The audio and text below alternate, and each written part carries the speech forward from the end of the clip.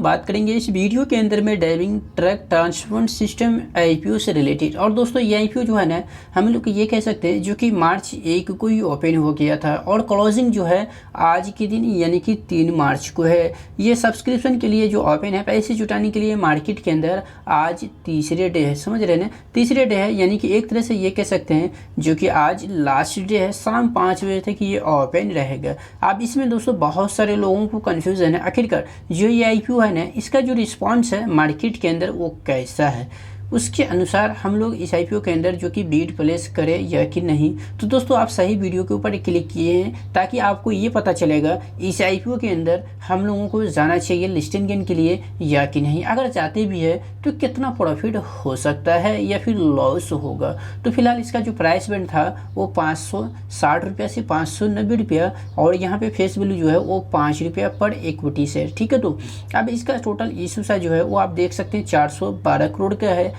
ये main board IPO है और बीएसई एनएसई दोनों के ऊपर ये क्या होगा, लिस्ट होगा। अगर थोड़ा सा इसको मैं ऊपर करूँ तो एक लॉट में जो नंबर ऑफ क्वांटिटी जो आएगा वो 25, समझ रहे हैं ना, यानी कि पूरे के पूरे 25 शेयर जो कि आएगा। अगर किसी भाई इस आईपीओ में अगर बीड प्लेस करते भी है तो डिफरेंट डीमेट यानी कि डिफरेंट पेन से आप लॉट जो कि बीड प्लेस कीजिए ताकि आपको आईपीओ मिलने की पॉसिबिलिटी जो है ना वो ज़्यादा हो। अब चलिए दोस्तों मेन मुद्दा क्या है, वो है सब्सक्रिप्शन, है ना। और उसके बाद दोस्तों हम देखेंगे आखिरकार जो मार्केट के अंदर जो रिस्पॉन्स है वो कैसा है इसका, और उसके अगेंस्ट ग्रे मार्केट के अंदर जो डिमांड है ना वो कैसा रहने वाला है। तो दोस्तों मैं पहले ये बता दूं आखिरकार जो ये सब्सक्रिप्शन का जो डेटा है ना वो कितने बजे तक का, समझ रहे हैं ना, ताकि आप सर्टिफाई हो पाएंगे आखिरकार इतने बजे तक जो कि इसका जो सब्सक्रिप्शन का डेटा है वो कितना गुना बढ़ा है कैटेगरीज वाइज, समझ रहे हैं। तो यहाँ पे 12 में दूंगा, उसके बाद पॉइंट, उसके बाद हमको क्या देना है 13 यानी कि 12:30 PM, ठीक है। तो अब इसमें कोई डाउट नहीं होगा, यानी कि 12:30 बजे तक का ये अपडेट जो है ना वो मैं आपको दे रहा हूँ, क्योंकि 12:30 बजे तक एक मोटा मोटी जो है अगर जो पैसा आना होता है ना वो 12:30 बजे तक लास्ट 3 डे है, इसीलिए आ जाना चाहिए, समझ रहे हैं। अब दोस्तों थोड़ा सा नीचे करेंगे तो हम लोगों को ये पता चलेगा चाहे क्वालिफाइड इन्वेस्टर हो या फिर हाई नेटवर्क इंडिविजुअल इन्वेस्टर, उन लोगों का असलियत इस आईपीओ के साथ जो है वो कैसा है। तो दोस्तों पहला नंबर में अगर कोई है तो वो है क्वालिफाइड इन्वेस्टर, जिसे हम लोग QIP बोलते हैं शॉर्ट में। अगर उसका सब्सक्रिप्शन के डेटा की यदि मैं बात करूं तो जैसे कि लास्ट डे ये पैसे किसी भी कंपनी के अंदर देते हैं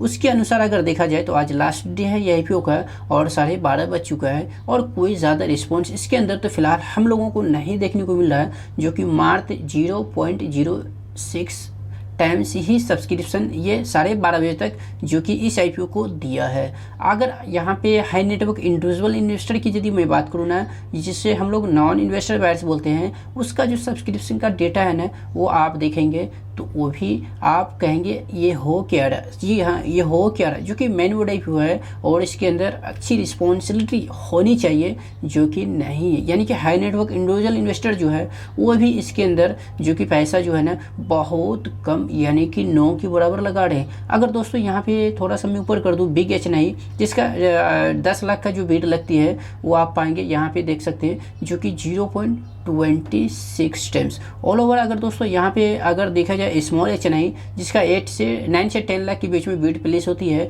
उसका जो कि 0.64। अब दोस्तों मेन मुद्दा जो सबसे ज़्यादा पसंदीदा अगर किसी को रहता है मेन बोर्ड आईपीओ वो है रिटेल इन्वेस्टर। अगर उसी को मैं ले लूँ ना तो आप यहाँ पे देख के तंग रहेंगे, क्योंकि ये है रिटेल इन्वेस्टर और इसका सब्सक्रिप्शन का जो डेटा है ना यही चिल्ला के बता रही है जो कि ये आईपीओ ना कोई ख़ास ज़्यादा इसके अंदर रिस्पॉन्स मार्केट के अंदर इन्हें नहीं मिल रहा है, जो कि मात्र 2.21 टाइम्स। जी हाँ, यानी चाहे ब्रेव फार्म हाउस हो या फिर रिटेल इन्वेस्टर हो, सबों ने इस आईपीओ को कोई ख़ास ज़्यादा रिस्पॉन्स तो अभी तक नहीं दे रहा।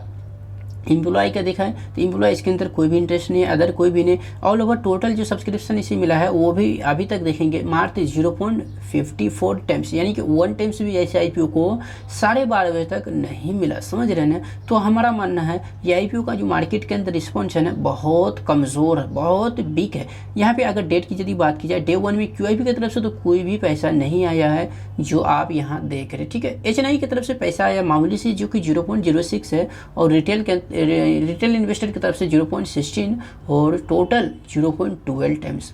डे 2 की यदि मैं बात करूँ तो ये देखिए QIP की तरफ से मात्र जो पैसा आया था ना वो 0.06 और यहाँ पे HNI की तरफ से 0.20, रिटेल इन्वेस्टर की तरफ से 1.56 और जो टोटल इसे सब्सक्रिप्शन मिला डे 2 में वो। साथ ही अगर डे 3 की यदि बात करें तो डे 3 में देखिए जो क्वालिफाई फैन है डे 2 में जो पैसा दिया था वो डे 3 में ही शो कर रहा है। इसका मतलब डे 3 में अभी तक जो है वो कोई भी पैसा क्वालिफाई की ओर से तो नहीं आया है। बाकी यहाँ पे आप देखेंगे जो हाई नेटवर्क इंडिविजुअल इन्वेस्टर है जिसे हम लोग HNI या फिर नॉन इन्वेस्टर बैलेंस बोलते हैं ना, उसका पैसा यहाँ पे मामूली सी आई है जो कि डे 2 की तुलना में डे 3 को। अब यहाँ पे रिटेल इन्वेस्टर जो है इसका भी पैसा जो कि डे 2 की तुलना में डे 3 में पैसा जो है वो यहाँ पे देख रहे हैं जो कि कुछ न कुछ आया। ऑल ओवर यहाँ पे सब्सक्रिप्शन जो इसे मिला है वो है 0.54। चलिए अब हम देखते हैं ग्रे मार्केट के अंदर क्या डिमांड है। दोस्तों ये है ग्रे मार्केट डब्बा बाजार, जो कि आप देख सकते हैं मेनलैंड IPO कंपनी का नेम और जो इसका GMP है वो 72 रुपीज़ है। और यहाँ पे जो एक्सपेक्टेड रिटर्न है ना बहुत कम 12% है। जी हाँ 12.20% है। इसका लिस्टिंग प्राइस जो निकल रहा है वो 662। तो आप दोस्तों देखा ना जो कि इस वीडियो के अंदर में चाहे बड़े फर्म हाउस हो या फिर रिटेल इन्वेस्टर हो, कोई इस IPO के अंदर में जो है उतनी अच्छे पैसे नहीं लगा रहे हैं जो कि बाकी मेन बोर्ड हो या फिर अच्छे ऐसे में IPO के अंदर खुल के पैसा लगाते, समझ रहे हैं। तो हमारा मानना है अगर आप एक एग्रेसिव इन्वेस्टर है, समझ रहे हैं ना, तो फिर आप इसके अंदर बेट प्लेस कर सकते हैं। अगर आप सेफ्टी चाहते हैं तो फिर इस IPO को आप चाहे तो अवॉइड कर सकते हैं, क्योंकि यहाँ पे जो हमें जो दिख रही है ना नज़ारा वो क्या है, यानी कि पैसा जो है इस IPO के अंदर जो आ रहा है ना वो बहुत कम रेशो में 9 के बराबर में। अब इस IPO के अंदर पैसा भी भर भर के आता है बड़े फार्म हाउस की ओर से। तो दोस्तों यहाँ पे क्या होता है, इस GMP में डिमांड आती, मगर ऐसा कुछ दिख नहीं रही है। तो हमें नहीं लगता है इससे ज़्यादा और रिटर्न आपको मिले। 12 से 15 ज़्यादा से ज़्यादा 20 तक जाके ये दम तोड़ देगा। अगर नीचे आने की मैं बात करूँ तो फिर नीचे भी आ सकता है, कोई शक नहीं है। अगर मार्केट में थोड़ा बहुत उठापटक रहा तो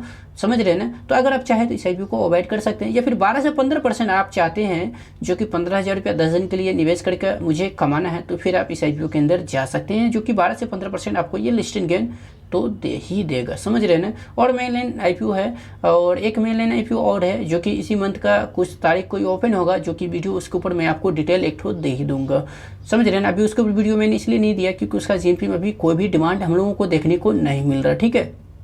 तो उम्मीद करते हैं जो कि इस वीडियो से जो भी क्वेरी था या फिर कन्फ्यूज़न था वो मैंने क्लियर की है। बाकी खुद से भी आप इस IPO को एनालिसिस ज़रूर करें और बाकी फाइनेंशियल एडवाइजर ज़रूर मशवरा लें। बाकी ये वीडियो एजुकेशन पर्पज़ से है। वीडियो देखने के लिए आपका बहुत बहुत धन्यवाद।